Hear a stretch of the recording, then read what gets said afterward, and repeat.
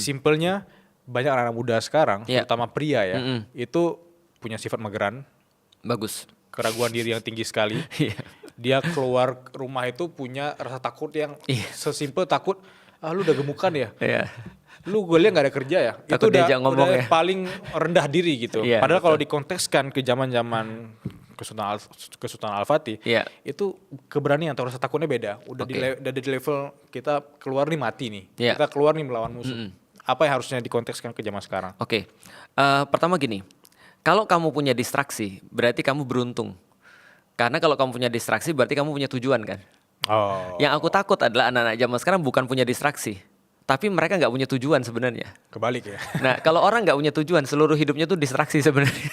Wow, itu bagus tuh.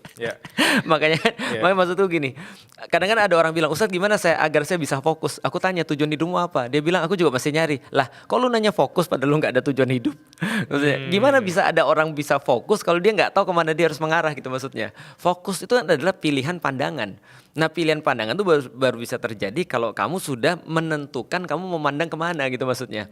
Contoh misalnya ketika aku sekarang memandang kepada Mas Bilal, berarti aku nggak akan bisa memandang ke sini dong karena aku lagi fokus. Tapi kalau misalnya dia bilang gimana sih caranya bisa fokus, terus aku tanya, kamu mau memandang kemana nih? Ke Mas Bilal, ke sini atau ke sini? Terus dia bilang aku masih menentukan. Terus gimana kamu bisa fokus?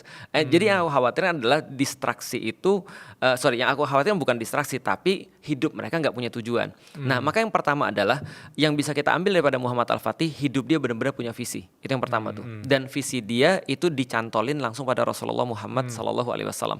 Maka ketika Rasul berkata begini, maka begini itu yang jadi visi hidup dia. Nah, setelah dia punya visi, maka kita bisa punya yang kedua. Orang-orang yang punya visi itu bisa fokus. Orang yang fokus salah satu contohnya adalah tidak pernah punya alasan.